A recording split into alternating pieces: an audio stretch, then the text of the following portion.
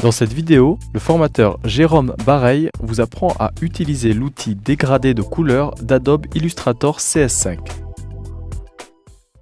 Cette illustration a été réalisée en grande partie avec l'outil dégradé de couleurs. Cet outil dégradé de couleurs, on va l'utiliser sur un rectangle en double-cliquant justement avec cet outil sur cet outil rectangle.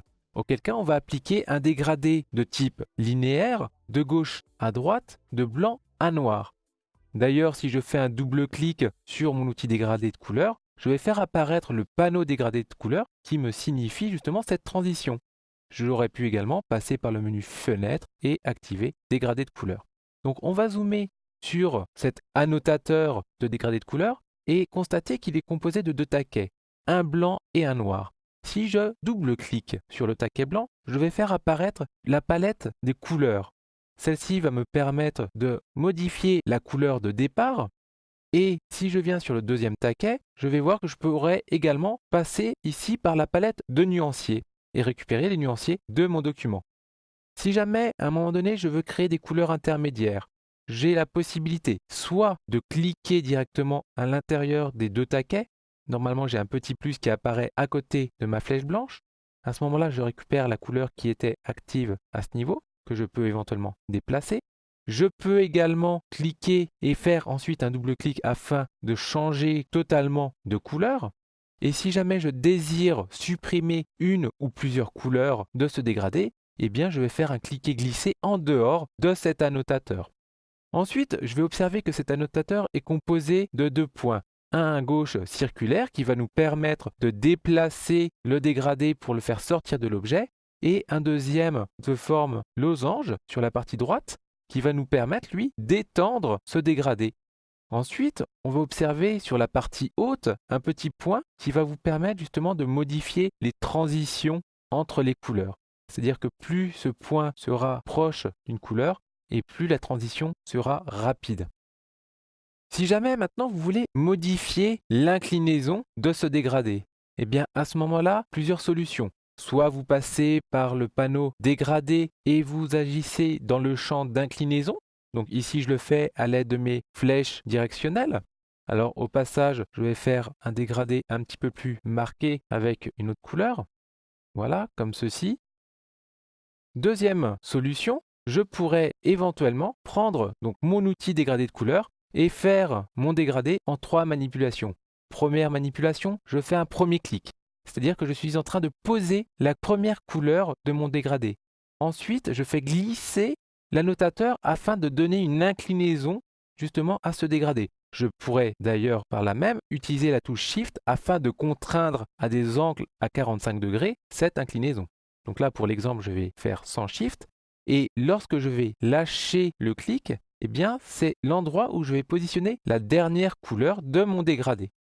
Donc je pourrais également décider d'inverser via le menu ici du panneau dégradé pour inverser la première couleur et la deuxième couleur.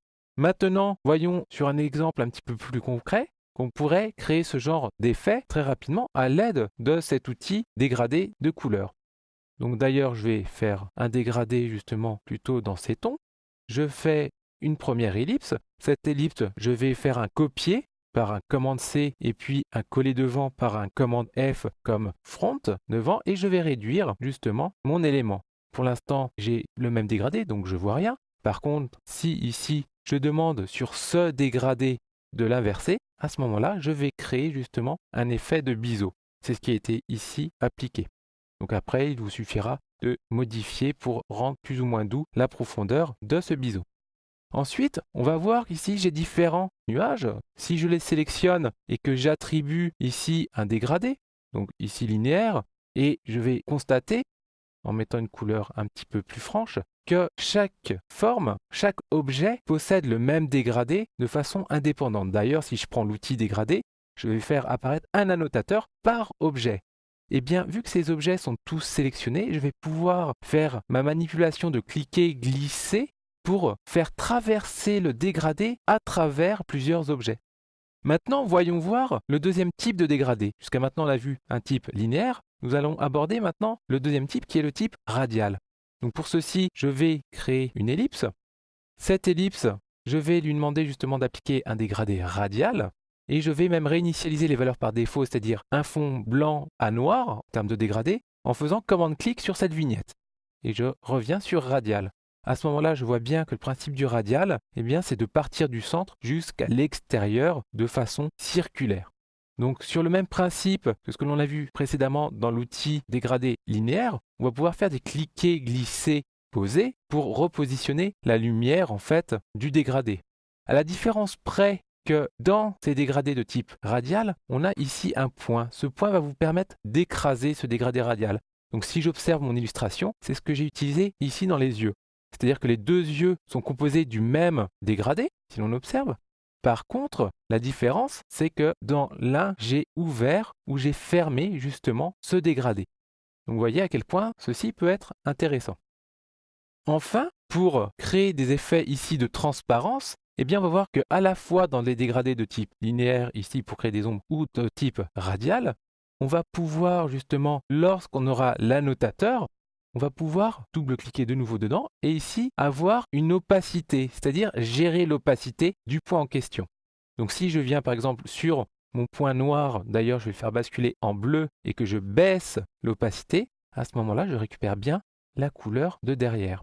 Donc si je remets un autre point qui se situe ici un petit peu plus foncé avec une intensité d'opacité plus franche, voilà, je vais vraiment travailler ma lumière et obtenir ce type de rendu.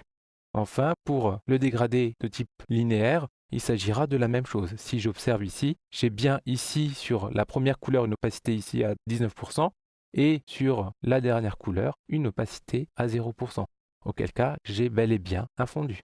Enfin, pour terminer, parfois c'est un petit peu long de créer un dégradé.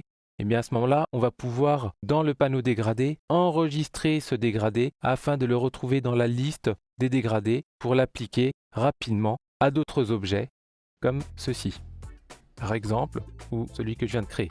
Donc là, on aura juste à redéfinir l'axe de la lumière.